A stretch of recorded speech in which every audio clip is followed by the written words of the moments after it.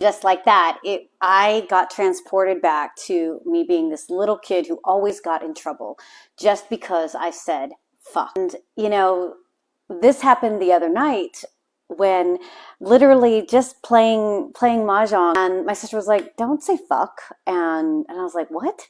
I was like, and that little part of me that's just like, no one tells me what to do. Nobody puts baby in a corner. This feeling of I can't be me. This feeling of I am not accepted. All of me isn't accepted. All of these emotions get brought back in just that one moment.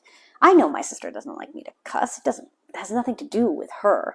It just got triggered. And unfortunately, when we get triggered, our body doesn't discriminate between, is this what happened back then versus what happened now? But when I got triggered then, I felt like, no, I'm not accepted.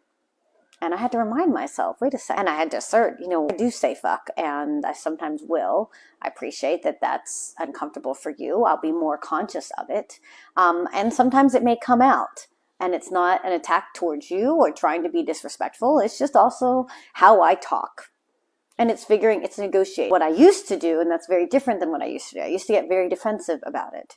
But it's keeping in mind that just like that, we can get triggered and our body doesn't discriminate. And whether it be that you get triggered back to when you were a little kid, whatever that memory is, nurturing it in the present, acknowledging it in the present of what, and empathizing with it in the present, and then asserting what you need, what you want now, so that you actually are nurturing it because you're the one who's responsible, right?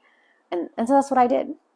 And then I'm able to assert that. But man, these things happen all the time. And the more we can recognize them, particularly in relationships, the more we can just objectify that these are just automatic reactions. That's all they are. They're not intentionally. You're not intentionally a bitch. You're not intentionally an asshole. You're not intentionally disrespectful. Doesn't make it okay if you are hurting people, but it's the step towards actually beginning to control it and manage that trigger. That's what fosters connection and intimacy.